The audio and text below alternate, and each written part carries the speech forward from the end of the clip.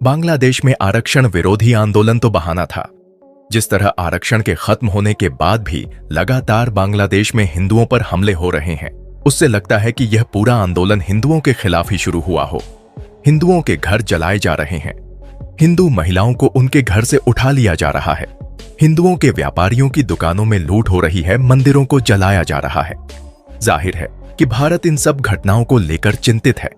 भारत सरकार लगातार बांग्लादेश के अधिकारियों के साथ संपर्क में है, पर जब वहां कोई कानून व्यवस्था ही नहीं है तो अधिकारी क्या सच्चाई बताएंगे। पड़ोस के बांग्लादेश में दंगाई हिंसा का नंगा नाच कर रहे हैं और पूरा विश्व खामोशी से तमाशा देख रहा है। हस्तक्षेप करना तो दूर, शांति की एक अपील तक किसी ने नहीं की।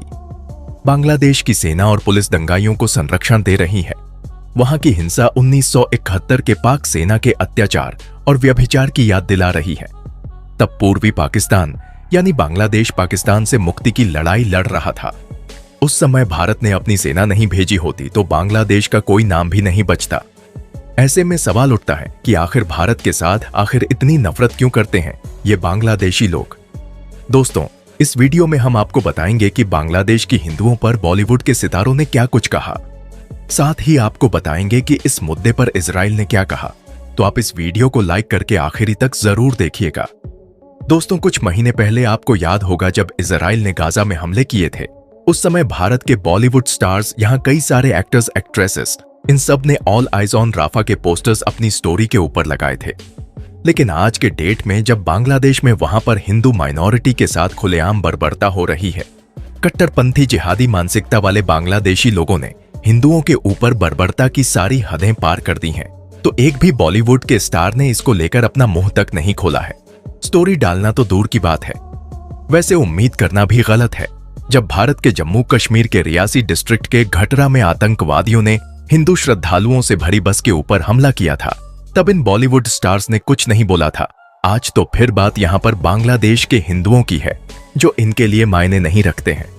बांग्लादेश की घटना के ऊपर मशहूर सिंगर सोनू निगम ने एक ट्वीट किया जिसमें उन्होंने लिखा कि भारत में बैठे जिन हिंदुओं को अपनी जाति का गुमान और गलत फहमी है, उन्हें बांग्लादेश की हालत देख लेनी चाहिए। जिहादी मानसिकता के आगे आप ठाकुर, पंडित, बनिया आदि नहीं है बल्कि काफिर मात्र हैं। और सोनू निगम सर यहां पर बिल्कुल सही कह रहे हैं। अब समय आ गया है कि भारत में हिंदुओं को जात पात, ऊंच नीच को छोड़कर अब पूरी तरह से यूनाइट होना चाहिए। किसी दूसरे धर्म के लोगों के ऊपर हमला करने के लिए नहीं, बल्कि खुद के धर्म के लोगों को बचाने के लिए। आप सोच रहे होंगे कि भारत ने यह सब चीजें इतिहास में कभी नहीं देखी होंगी, लेकिन आप 1990 के कश्मीर को भूल गए हैं। कश्मीरी पंडित्स को जो कश्मीर से भगाकर उन्हें देश के बाकी कोने में जाकर वहां पर पनाह लेने के लिए मजबूर किया गया, वहां पर भी उस समय ऐसा ही कुछ हो रहा था, इसी तरह से बर्बरता हो रही थी। बस अंतर यह है कि उस समय सोशल मीडिया का दौर नहीं था, और बड़ी बात नहीं है कि सेम चीज भारत में दोबारा से रिपीट हो। दोस्तों, रोजों के समय बांग्लादेश में कई सारे हिंदू मंदिरों ने बांग्लादेशियों के लिए इफ्तार पार्टी रखी थी, लेकिन आज वही बांग्लादेशी हिंदुओं के मंदिरों को तोड़ रहे हैं, मूर्तियां तोड़कर आग के हवाले कर रहे हैं, हिंदुओं की बहन बेटियों के साथ बर्बरता कर रहे हैं। बांग्लादेश के प्रोटेस्टर भारत देश के तिरंगे पर रोड से हमले कर रहे हैं। दरअसल कोविड-19 के समय प्राइम मिनिस्टर मोदी ने बांग्लादेश की मदद करने के लिए उस समय बांग्लादेश को हाईटेक एम्बुलेंस गिफ्ट दी थी, ताकि बांग्लादेश के लोग जिनको भी कोविड हो गया है उन्हें समय रहते अस्पताल पहुंचाया जाए और उनका समय पर इलाज हो। जो एम्बुलेंस भारत ने बांग्लादेश को गिफ्ट की थी, उन सब के ऊपर भारत और बांग्लादेश का झंडा बना हुआ है। जैसे ही सड़कों के ऊपर बांग्लादेश के लोगों को यह इंडिया के झंडे वाली एम्बुलेंस दिखी, इन गधों ने उसके ऊपर भी हमला करना स्टार्ट कर दिया। इतनी नफरत करते हैं यह भारत से। यहां पर हमारी सरकार इनके लिए एम्बुलेंस भेज रही थी, वह भी तब जब भारत खुद ही कोविड-19 से गुजर रहा था। बांग्लादेश की राजधानी ढाका में इंदिरा गांधी कल्चरल सेंटर था, अब इसको था ही बोलना पड़ेगा। असल में जब मनमोहन सिंह उस समय प्राइम मिनिस्टर हुआ करते थे, तब वह बांग्लादेश विजिट पर गए थे। उस विजिट में उन्होंने बांग्लादेश में एक इंदिरा गांधी कल्चरल सेंटर स्थापित करने की अनाउंसमेंट की थी, जिसकी पूरी फंडिंग भारत सरकार की तरफ से दी गई थी। साल 2010 में इसका उद्घाटन हुआ था और यहां पर इंडिया और बांग्लादेश के कल्चरल प्रोग्राम, इवेंट्स और कई सारे फंक्शन हुआ करते थे। दोनों देशों के कल्चर, म्यूजिक और कल्चर टास्क को प्रमोट करने के लिए यहां पर कई सारे बड़े बड़े इवेंट हुए हैं। अब क्योंकि यह इंस्टीट्यूट भारत से जुड़ा था, इसलिए पिछले दिनों बांग्लादेश के रेडिकल प्रोटेस्ट ने इसके अंदर घुसकर तोड़फोड़ की लूटपाट की और फिर इसके बाद उसको आग के हवाले कर दिया। इसके साथ ही ex prime minister Indira Gandhi के नाम का जो साइन बोर्ड इसके ऊपर लगा हुआ था उसको भी तोड़ दिया गया। यह दिखाता है कि बांग्लादेश के लोगों में भारत के खिलाफ कितनी नफरत भरी हुई है। अब इन सब के बीच इजराइल ने भी बांग्लादेश के सिचुएशन पर कमेंट किया है और हिंदुओं के लिए चिंता व्यक्त की है। दरअसल भारत में जो इजराइल के एम्बेसडर हैं उनकी तरफ से एक स्टेटमेंट आई है। इजरायली एम्बेसडर ने कहा है कि बांग्लादेश में जो माइनॉरिटी और खासकर हिंदू धर्म के लोग हैं उनके ऊपर और उनके मंदिरों के ऊपर जो क्रूरता और अत्याचार हो रहा है उससे मैं काफी चिंतित हूं। बांग्लादेश में हिंदू लोगों के लिए आवाज उठाई है। अब इजराइल की बांग्लादेश में कोई भी एम्बेसी नहीं है क्योंकि बांग्लादेश ने इजराइल को मान्यता ही नहीं दी है। और वैसे भी यह कोई पहली बार नहीं है जब इजराइल ने हिंदुओं का साथ दिया हो। रियासी के आतंकवादी अटैक के समय भी इजराइल ने हिंदू के लिए आवाज उठाई थी।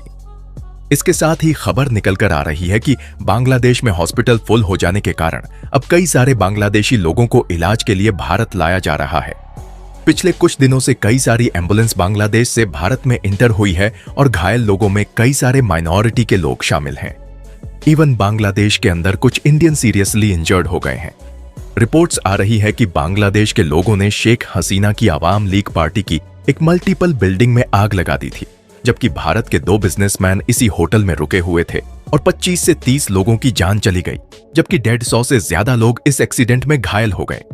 और जो सीरियसली इंजर्ड है उनमें से 2 भारतीय भी हैं और यह असम स्टेट से है। न्यूज आ रही है कि ये बिजनेस पर्पस से बांग्लादेश गए थे। जिन बांग्लादेशी के लोकल्स को यह जॉब दे रहे थे उन्होंने ही इनके ऊपर हमले किए हैं। रिपोर्ट्स निकलकर आ रही है कि शेख हसीना की सरकार में जो भी मिनिस्टर थे वह सब जान बचाकर बांग्लादेश के इंटरनेशनल एयरपोर्ट से किसी दूसरे कंट्री में भागने की कोशिश कर रहे थे, लेकिन एयरपोर्ट के सिक्योरिटी ने उन्हें पहचान लिया और तुरंत अरेस्ट करके सेना के हवाले कर दिया। बांग्लादेश के लोग इस समय जो सड़कों पर हुड़दंग मचा रहे हैं, जश्न मना रहे हैं, इन लोगों को एहसास नहीं है कि इन्होंने अपने लिए खुद ही गड्ढा खोद दिया है। अब आज के बाद बांग्लादेश में पॉलिटिकल टेक्सटर्न और रेडिकल लोगों के पास पावर आने के बाद टेक्सचर इंडस्ट्री को सबसे बड़ा नुकसान होगा। बाकी इंडस्ट्री भी धीरे धीरे बांग्लादेश से चली जाएंगी। लोगों के पास जॉब नहीं होगी, बिजनेस नहीं होंगे, गरीबी और बढ़ेगी। इकोनॉमी जो पहले से डूब रही थी उसका तो बेड़ा ही गर्क हो जाएगा। और जब इन सब लोगों को समझ आएगा तब तक बांग्लादेश की हालत पाकिस्तान की तरह हो जाएगी। दोस्तों, बताया यह भी जा रहा है कि बांग्लादेश में जो मेजर जो पॉलिटिक्स परिवर्तन हुआ है उससे भारत की टेक्सटाइल इंडस्ट्री को दुनिया भर के देशों में अपना वर्चस्व बनाने का एक नया मौका मिल चुका है। देखिए, यह बात पहले ही क्लियर कर दें कि हम कभी भी भारत के किसी भी पड़ोसी देश में इस तरह की जियोपॉलिटिक्स को अच्छा नहीं कहते और इसे रोका भी नहीं जा सकता। लेकिन वाकई में इस बार बांग्लादेश में जो घटनाएं घटित हुई है उससे भारत को टेक्सटाइल इंडस्ट्री में बहुत ही ज्यादा फायदा होने जा रहा है, क्योंकि आज बढ़ते फैशन के दौर में कपड़े की डिमांड है दिन पर दिन बढ़ती जा रही है और इसकी जो खपत है बहुत तेजी से बढ़ रही है। और दुनिया के जो ज्यादातर देश हैं वह कपड़े के मामले में भारत और बांग्लादेश पर अपनी निर्भरता को बनाए हुए हैं।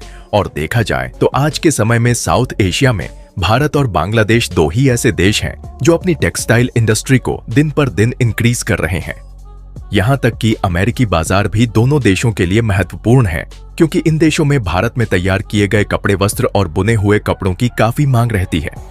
और रिपोर्ट की माने तो दुनिया भर में लगभग 100 से भी अधिक ऐसे देश हैं जहां पर भारत और बांग्लादेश में बनाए गए कपड़े की काफी ज्यादा मांग रहती है।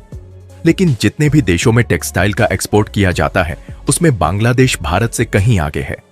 यहां पर सोचने वाली बात यह है कि बांग्लादेश भारत से छोटा देश होते हुए भी दुनिया के top textile producer and exporter वाले लीडिंग देशों में गिना जाता है। और बांग्लादेश दुनिया भर में टेक्सटाइल के एक्सपोर्ट मार्केट पर कब्जा इसलिए किए हुए हैं क्योंकि बांग्लादेश में जो टेक्सटाइल इंडस्ट्री है उनमें कपड़े के उत्पादन के लिए बहुत कम श्रम लागत लगती है। श्रम लागत कम होने के कारण ओवरऑल टेक्सटाइल का जो प्रोडक्शन है उसकी लागत भी काफी ज्यादा कम हो जाती है। कुल मिलाकर देखा जाए तो भारत ने एक बार फिर से आपदा के समय अवसर तलाश कर दुनिया भर के कई देशों को हैरान कर दिया है।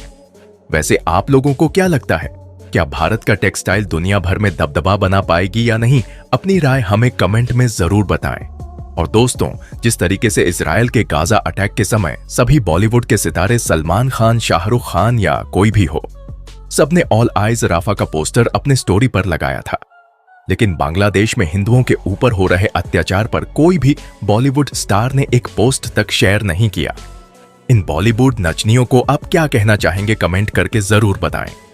वीडियो को लाइक कीजिए, शेयर कीजिए और चैनल को सब्सक्राइब करके बेल आइकन को प्रेस करना बिल्कुल भी ना भूलें।